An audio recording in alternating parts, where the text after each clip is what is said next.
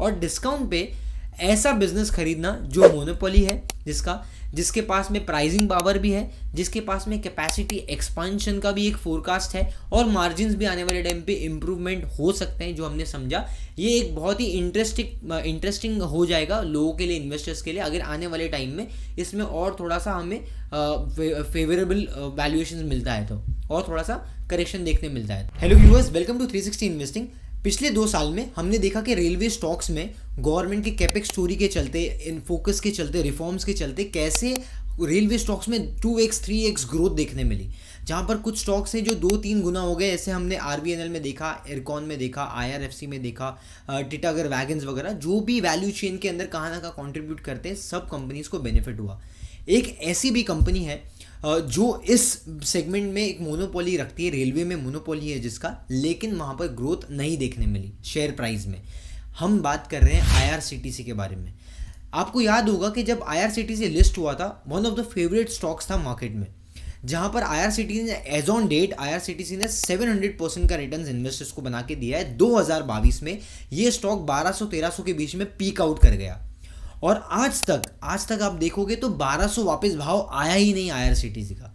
तो पिछले 2 साल से अंडर परफॉर्मेंस क्यों आया? उसके अलावा जहां पर हम बात कर रहे हैं कि भाई जो रेलवे के स्टॉक्स हैं कहीं ना कहीं एक्सपेंसिव होते जा रहे हैं। हमने रेलवे सेक्टर के ऊपर एक कंप्लीट डिटेल एनालिसिस बताई कि क्यों, क्या रीजंस थे कि रिफॉर्म्स कौन से आए जिसके वजह से रेलवे सेक्टर में इतना बड़ा बूम देखने मिला और स्टॉक्स में इतना ट्रिमेंडस ग्रोथ देखने मिला। अगर आप जानना चाहते हो कि रेलवे में ऐसा क्या चेंजेस हुआ तो रेलवे सेक्टर का सेक्टर एनालिसिस हमारे चैनल पे आपको मिल जाएगा, लिंक भी मैं आपको डिस्क्रिप्शन में दे दूंगा, डिटेल में देख सकते हो इस वीडियो के बाद। लेकिन जब हम बात करते हैं कि भाई ऐसा क्या हो गया जो IRCTC में परफॉर्मेंस नहीं आया, तो हमें ये समझना पड़ेगा कि IRCTC का बिजनेस मॉडल क्या है, IRCTC में कौन से ऐसे लिवर्स है जो आने वाले टाइम में ग्रोथ इसको एक्सपांड कर सकते हैं, and current point of view से IRCTC वैल्यूएशन बेसिस पे कहाँ स्टैंड करता है। एज ए इन्वेस्टर आपको क्या करना चाहिए IRCTC के साथ में, टुवर्ड्स द एंड हम इसको टेक्निकल आउटलुक पे भी देखेंगे, चार्ट्स पे IRCTC क्या लग रहा है, ठीक है। सो अगर आप जानना चाहते हो कि एक मोनोपोली बिजनेस जो पिछले 2 साल से अंडर परफॉर्मर रहा है लेकिन पास्ट में बहुत अच्छा परफॉर्मेंस करके दिया है, करंटली इसमें क्या ट्रेजेक्टरी चल रही है, तो इस वीडियो को पूरा देखिए। आप लोग जो मेरे चैनल पे फर्स्ट टाइम आए हो, मुझे पहली बार देख रहे हो, मेरा नाम अजीम है, I am a research analyst. 360 investing पे हम जो भी वीडियोस डालते हैं, हमारा एक मोटिव रहता है just to create an impact, because market में बहुत सारे लोग रिसर्च के पीछे भाग रहे हैं, कोई टिप्स ले रहा है, कोई सब्सक्रिप्शन ले रहा है। रिसर्च कंपनीज अलग अलग करोड़ रुपया खर्चा कर रही है रिसर्च के अंदर। क्यों कर रही है? क्योंकि रैशनल बेस्ड और इंफॉर्मेशन बेस्ड आपके कोई भी डिसीजन होना चाहिए। तो nothing in this video is a buy or sell recommendation, लेकिन हमारा मोटिव ये रहता है कि आपको ट्रू कंटेंट और ट्रू रिसर्च देने का। यहाँ पर आपको fundamental analysis, technical analysis, case studies, sector analysis, data analytics, काफ़ी सारे वीडियोस मिल जाएंगे। सो अगर आप इंटरेस्टेड हो ऐसे रिसर्च कंटेंट को कंज्यूम करने के लिए, मार्केट में सीखने के लिए, स्ट्रैटेजीज डेवलप करने के लिए, तो आप इस चैनल को सब्सक्राइब कर दीजिए and also hit the bell notification.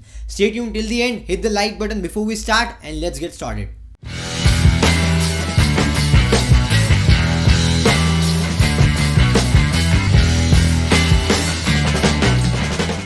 So guys, to start with analysis, सबसे पहले कंपनी का रेवेन्यू वाइज ब्रेकअप देख लेते हैं, कौन से सेगमेंट में आपको कहाँ से रेवेन्यू कंपनी को आ रहा है। तो 4 मेजर बिजनेस है। पहली बिजनेस की हम बात करते हैं जो आपका टिकटिंग बिजनेस है, जहां पर आप ऑनलाइन पोर्टल के थ्रू या थर्ड पार्टी के थ्रू, IRCTC के थ्रू आप जाके अपने टिकट्स को बुक करते हो, ठीक है।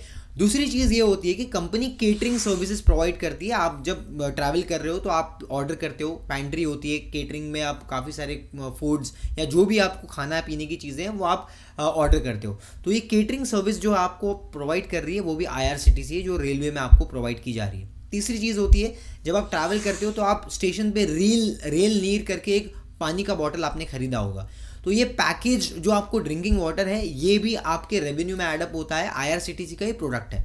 तो ये भी एक बिजनेस सेगमेंट है इनका। एंड उसके अलावा चौथी चीज़ होती है कि कंपनी आपको टूर्स पैकेजेस वगैरह अनाउंस करती है, जैसे आपको कहीं यात्रा पे जाना है, कॉर्पोरेट्स के लिए अलग से पैकेजेस है, राइट। तो ये सब टूरिज्म वाले पैकेज, आपने महाराजा ट्रेन वगैरह देखा होगा लग्जरी सेगमेंट में, इनके जो पैकेजेस वगैरह होते हैं उसका टूरिज्म का भी रेवेन्यू कंपनी के पास में आता है। तो ये मेजर हेड्स है जिसके थ्रू IRCTC को बिजनेस से रेवेन्यू आता है। अब सबसे इंपॉर्टेंट जो आपका टिकटिंग बिजनेस है, जिससे कंपनी को सबसे ज़्यादा रेवेन्यू प्रॉफिटेबिलिटी आती है, ये बेसिकली ऑनलाइन प्लेटफॉर्म के थ्रू आप जो टिकट्स बुक करते हो, चाहे वो थर्ड पार्टी जैसे आप पेटीएम पे थ्रू जाके बुक कर रहे हो बुक माई शो से, या कोई भी दूसरे थर्ड पार्टी वेबसाइट से आप बुक कर रहे हो, जो आपको रीडायरेक्ट करेगा IRCTC पे और कंफर्म करेगा और वहाँ से आपकी टिकट बुक होगी। तो यहाँ पर आप एक्चुअली देखा जाए ना, तो ये जो रेवेन्यू जो यहाँ पर बिल्डअप हो रहा है, जैसे आप देखोगे अभी स्क्रीन पे, तो 2020 कोविड के बाद से आपको कंसिस्टेंटली ग्रोथ देखने मिल रहा है ऑनलाइन टिकटिंग में। ये वैल्यू माइग्रेशन हो रहा है, जहाँ पर आपका जो ऑफलाइन जो आप टिकट बुक करते थे पहले काउंटर पे जाके, वहाँ से लोग शिफ्ट हो रहे हैं ऑनलाइन टिकट बुकिंग्स के उसमें, ठीक है। इसको वैल्यू माइग्रेशन बोलते हैं, जहाँ पर आपको कुछ नई सुविधा मिल रही है और कंज्यूमर बिहेवियर उसके थ्रू चेंज हो रहा है। Just to give you an example, 2010 से लेके 2020 में आप देखो कि किस तरीके से आपके private banking versus your PSU banking में वैल्यू माइग्रेशन हुआ।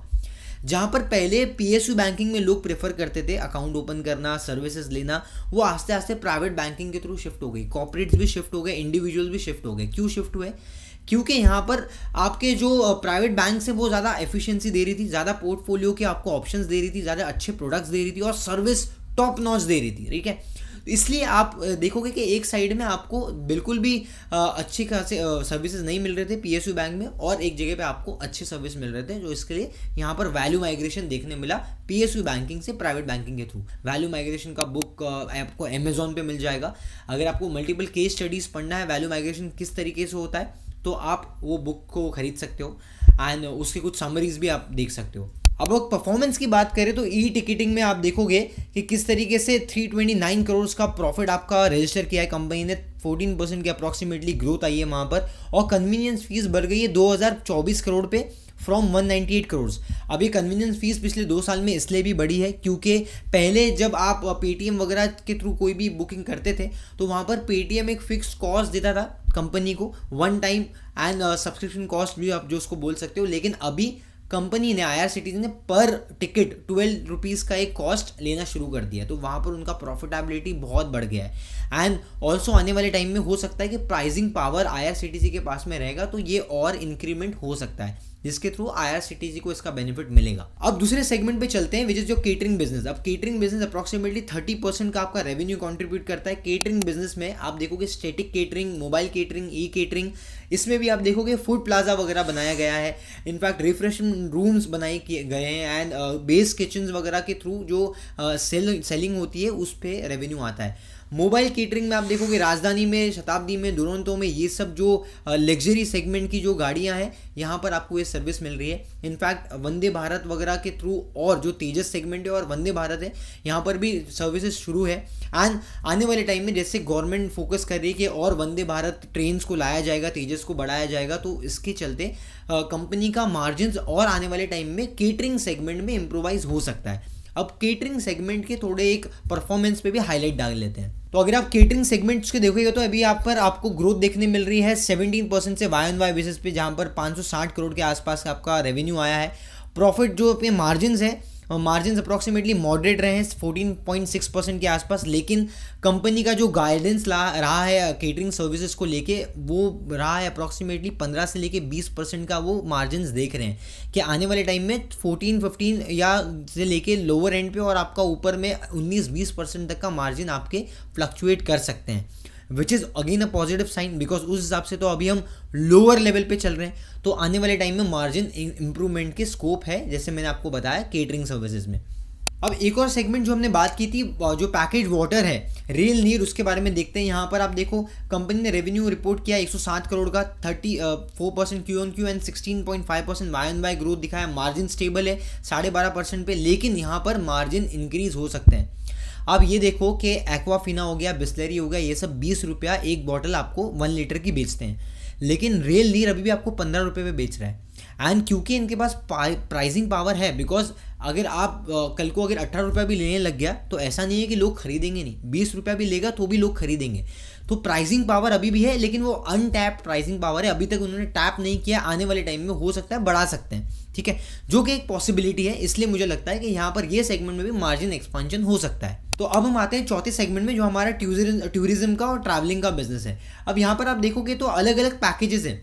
तो स्क्रीन पे आप देखोगे डोमेस्टिक पैकेजेस है, रेल हॉलीडे पैकेजेस वगैरह हो गए, कस्टमाइज टूर्स हो गए, ये सब चीज़ें यहाँ पर महाराजा एक्सप्रेस वगैरह के जो लग्जरी पैकेजेस वगैरह है ये भी इसके अंदर आते हैं। फिर जैसे कि आपका कोई भारत दर्शन वगैरह यात्रा वगैरह होती है, पिलग्रिम स्पेशल टूरिस्ट ट्रेन्स वगैरह निकलती है, ये सब कॉर्पोरेट ट्रेन्स भी है मास टूरिज्म में कॉर्पोरेट पैकेजेस के अंदर। फिर आउटबाउंड पैकेजेस भी है, जैसे Vietnam, Singapore, Malaysia, Thailand, right. So बहुत सारे लोगों को ये पता नहीं होगा, लेकिन ये भी IRCTC यहाँ पर भी कंट्रीब्यूट करती है। इनफैक्ट एयर टिकटिंग वगैरह के जो अभी एक सेगमेंट जिन्होंने निकाला है कॉर्पोरेट ट्रैवल के लिए, ये सब भी ऑलरेडी टिकटिंग का पार्ट जो है IRCTC के थ्रू हो रहा है, उसका भी रेवेन्यू आ रहा है। ऑलमोस्ट अभी रेवेन्यू सेगमेंट बहुत कम है, छोटा है, लेकिन आने वाले टाइम में ये भी स्केल अप कर सकता है। तो यहाँ पर आप देख रहे हो कि बहुत ज़्यादा वाइड जो है प्रोडक्ट सेगमेंट्स हैं इनके पास में, और इसके थ्रू कंपनी को टूरिज्म में थोड़ा सा आगे मोमेंटम मिल सकता है। अब टूरिज्म में आप जो परफॉर्मेंस देखोगे वहाँ पर आप देख पा रहे हो कि 124 करोड़ का अप्रॉक्सीमेटली रेवेन्यू पोस्ट किया है, 12.4% का YoY ग्रोथ है। यहाँ पर कुछ ट्रेन्स वगैरह जो फंक्शन में नहीं थी उसके वजह से थोड़ा रेवेन्यू यहाँ डिप हुआ है, लेकिन आने वाले टाइम में जैसे अभी फेस्टिव सीजन वगैरह आएंगे तो मुझे लगता है कि ये चीज़ वापस रिकवर हो सकती है आने वाले क्वार्टर्स में। अब थोड़ा वैल्यूएशन के हिसाब से देखते हैं कि भाई वैल्यूएशन क्या बोल रहा है, कि आने वाले टाइम में कंपनी में स्कोप है या ये भी दूसरे स्टॉक्स की तरह थोड़े से एक्सपेंसिव वैल्यूएशन पे ट्रेड कर रहा है। अब वैल्यूएशन मैट्रिक्स में देखेंगे तो सबसे पहले ये देखो कि आप पी क्या चल रहा है। 75,000 करोड़ की कंपनी है और पी आपका चल रहा है 63 पे, ठीक है। यहाँ प्राइस चल रहा है अप्रॉक्सीमेटली 940 के आसपास। मैं डिविडेंड पेइंग कंपनी है यहाँ पर ये, एंड कंपनी पे कोई भी डेट नहीं है जो आप देख पा रहे हो, और कंपनी का ROCE और ROE मतलब रिटर्न ऑन कैपिटल एम्प्लॉयड कितना पैसा लगा है उस पर क्या रिटर्न आ रहा है, अप्रॉक्सीमेटली 53 है, which is very healthy. Normally 20-25 के ऊपर का ROCE रहता है तो हम उसको पॉजिटिव मानते हैं, कंसिडरिंग कि जो आपका जो एसेट लाइट मॉडल होता है, कंपनी जहाँ पर हैवी कैपिटल इंटेंसिटी नहीं होती है, वो सब बिजनेस में आपका नॉर्मली कैश फ्लोज अच्छे होने चाहिए। तो यहाँ पर ये बिजनेस में कैश फ्लो अच्छा है। दूसरी चीज़ ये है कि भाई यहाँ पर जो पेग रेशियो है 1.95 के आसपास का है, जो रिसेंट में अगर आपने मेरे पेग रेशियो का वीडियो नहीं देखा है please do watch that will give you a lot of insight कि किस तरीके से आप कंपनी को और बिजनेस को वैल्यू कर सकते हो।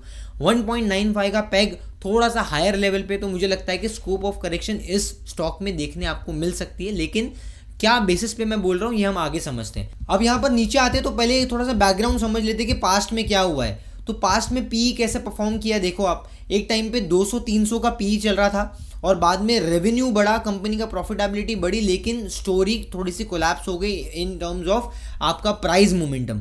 प्राइस में मोमेंटम नहीं आया बिकॉज कंपनी ऑलरेडी पिछले आने वाले 1 साल का मोमेंटम डाइल्यूट करके रखी थी। जब वो 1200 रुपये टच किया, जब यूफोरिया क्रिएट हुआ, सबको IRCTC चाहिए था, चाहिए था, तो ये क्या होता है ना, पॉजिटिव सेंटीमेंट के चलते एक स्टोरी बबल में क्रिएट हो जाती है, और जब बबल बर्स्ट होता है तो अगले 1-2 साल के लिए वो स्टॉक में मोमेंटम ही नहीं आता है, डिस्पाइट कि company already profit growth post कर रही है। और यहाँ पर भी आप देखोगे तो राइजिंग EPS है, प्रॉफिटेबिलिटी है, लेकिन मोमेंटम स्लो डाउन हो गया, या तो जो ग्रोथ है वो उतनी नहीं आई जो ऑलरेडी प्राइस फैक्टर करके चल रहा था। तो यहाँ पर आपको साइडवेज मोमेंटम स्टॉक में भी देखने मिला पिछले 2 साल में, और यही चीज़ आपको यहाँ पर पी में भी देखने मिला, किस तरीके से पी डी रेट होके 250-300 वाला पी आज 60 पे आ गया है। अब ये मीडियन के नीचे चल रहा है बिकॉज मीडियन 70 के आसपास है, और आप स्टॉक का पी देख सकते हो कि 60 के आसपास है, ठीक है। अब यहाँ पर पहली बात तो मोनोपोली बिजनेस है, हमने ऑलरेडी देखा कि यहाँ पर प्राइसिंग पावर है कंपनी में, तो आप इसको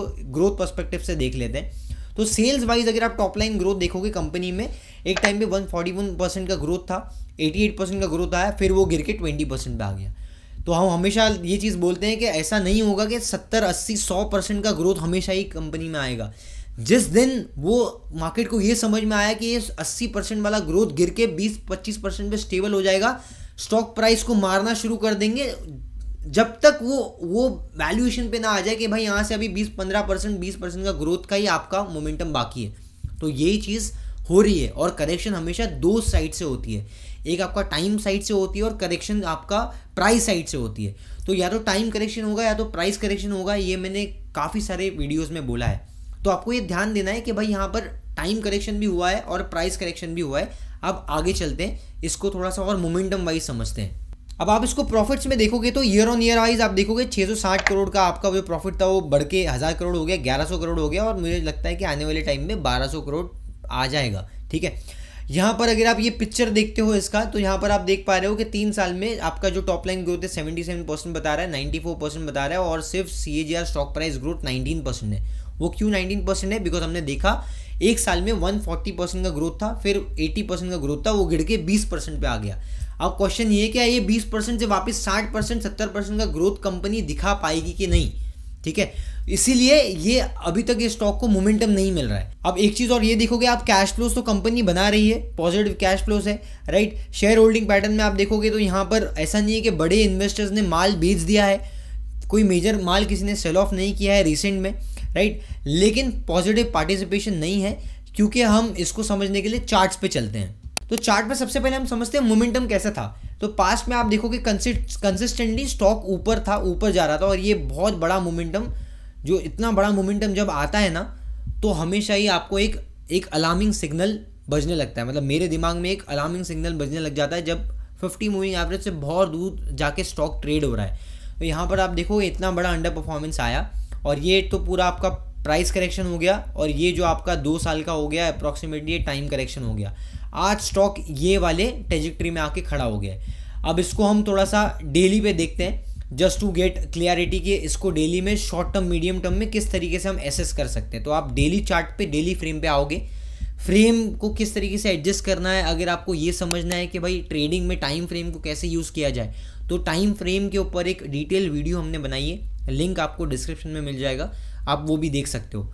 अब यहाँ पर आपको सबसे पहले ये समझना है कि भाई यहाँ पर जो है ना, आपका स्टॉक पिछले कुछ टाइम में यहाँ पर एक हेड एंड शोल्डर वाला पैटर्न बना के रखा है, ठीक है। हेड एंड शोल्डर वाला एक पैटर्न यहाँ पर आपको बना है, और ये एक नेगेटिव पैटर्न होता है। यहाँ पर आपका पैटर्न अभी ऑलमोस्ट ये साइडवेज में ही चल रहा है। तो एक कंपनी को एक टर्न अराउंड जो है आपको प्राइस पे इमीडिएट बेसिस पे ट्रिगर मिलेगा जब आपका स्टॉक और थोड़ा सा मोमेंटम ऊपर की तरफ में दिखाएगा। तो एज ऑफ नाउ एक बहुत ज़्यादा स्ट्रॉन्ग कोई रिवर्सल आपको देखने नहीं मिल रहा है चार्ट्स पे। लेकिन जब हम वैल्यूएशन फ्रंट पे बात करते हैं तो हमें ये समझ में आता है कि यहाँ से अगर स्टॉक में एक 10-15-20% का थोड़ा और करेक्शन आता है, तो ये कंपनी पेग वाइज और पी रेशियो वाइज भी थोड़ा सा फेवरेबल और ज़्यादा फेवरेबल हो जाएगी। तो अभी अगर ये एट फेयर वैल्यू के आसपास चल रही है, तो हो सकता है ये डिस्काउंट पे आ जाए। और डिस्काउंट पे ऐसा बिजनेस खरीदना जो मोनोपोली है, जिसके पास में प्राइसिंग पावर भी है, जिसके पास में कैपेसिटी एक्सपांशन का भी एक फोरकास्ट है, और मार्जिन्स भी आने वाले टाइम पे इम्प्रूवमेंट हो सकते हैं, जो हमने समझा। ये एक बहुत ही इंटरेस्टिंग हो जाएगा लोगों के लिए, इन्वेस्टर्स के लिए, अगर आने वाले टाइम में इसमें और थोड़ा सा हमें फेवरेबल वैल्यूएशन मिलता है, तो और थोड़ा सा करेक्शन देखने मिलता है। तो ये मैं क्यों बोल रहा हूँ, बिकॉज आप अगर रिस्क फैक्टर देखते हो ना इस कंपनी में, तो सबसे बेस जब भी आप रिसर्च करते हो तो रिस्क पैरामीटर ध्यान देना बहुत जरूरी है। Because every investment that you are going to do comes along with some kind of risk. चाहे आप बॉन्ड में इन्वेस्ट कर रहे हो, या आप इक्विटी में इन्वेस्टमेंट कर रहे हो, या आप म्यूचुअल फंड में इन्वेस्टमेंट कर रहे हो, ठीक है। इसलिए वो आता है ना वो डिस्क्लेमर म्यूचुअल फंड वाला, mutual fund are subjected to market risk, right. Please read all the documents carefully before investing. ये इसलिए आता है कि कोई भी जगह पे आप कर रहे हो वहाँ पर रिस्क है। अब यहाँ समझो कि मार्केट में जो हम IRCTC को एनालाइज कर रहे हैं, तो यहाँ पर रिस्क क्या है। एक है रेगुलेटरी रिस्क। रेगुलेटरी रिस्क जैसे कि आज तो IRCTC जो है वो गवर्नमेंट के कंट्रोल में है, राइट। लेकिन आस्ते आस्ते गवर्नमेंट का पार्टिसिपेशन अगर कम होगा, प्राइवेट प्लेयर्स के पास चले जाएगा, या फिर किसी प्राइवेट प्लेयर को इस ऑनलाइन टिकट प्लेटफॉर्म में जो टिकट बुकिंग है उसके अंदर किसी को इन्वॉल्वमेंट कर दिया। जैसे हमने देखा कि IEX के साथ में क्या हुआ। IEX जो पावर ट्रेडिंग वाला प्लेटफॉर्म था, तो वहाँ पर उसका मोनोपोली था। अब जो रेगुलेटरी था उसने टाटा पावर, अडानी पावर, ये लोगों को भी आके पावर ट्रेडिंग में जो आपका इन्वॉल्वमेंट के लिए और पावर ट्रेडिंग करने के लिए अलाउ कर दिया, जिसके थ्रू रातों रात आपकी मोनोपोली कोलैप्स हो गई और स्टॉक प्राइस में हैवी करेक्शन देखने मिला, ठीक है।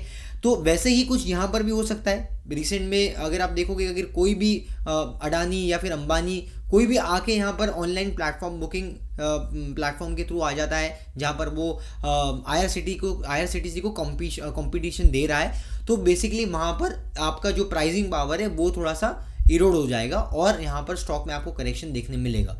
ये रेगुलेटरी फ्रेमवर्क्स इंपॉर्टेंट है, क्योंकि बहुत जल्दी स्टॉक में चेंजेस आ सकते हैं, ये सब न्यूज़ेस के चलते हैं। So again to give you upside view, आप ये देख सकते हो कि अगर स्टॉक में तेज़ी आई तो यहाँ पर जो रेजिस्टेंस है वो 1250 के आसपास है, मतलब इतना तो स्टॉक ऑल टाइम हाई के आसपास जो रेजिस्टेंस है वहाँ तक तो आ सकता है। सो कोई इन्वेस्टर है वो वेट कर सकता है इस बिजनेस मॉडल के ऊपर कि जहाँ पर आपका मोमेंटम है आने वाले टाइम में पॉजिटिव दिख रहा है। अभी जो इमीडिएट सपोर्ट हमको यहाँ पर देखने मिलेगा वो मुझे लगता है कि 850 के आसपास के जोन जो है वहाँ पर आपको एक स्ट्रॉन्ग सपोर्ट जोन के हिसाब से आप इसको कंसीडर कर सकते हैं। So guys as a conclusion हमने यहाँ पर अलग अलग बिजनेस सेगमेंट्स को देखा and also we have understood कि किस तरीके से वैल्यूएशन शेप अप कर रहा है। हमने फाइनेंशियल स्टेटमेंट्स की ट्रेजेक्टरी को देखा है and also we have understood कि कैसे मार्जिन एक्सपांड हो सकते हैं, कैसे प्राइसिंग पावर है कंपनी के पास।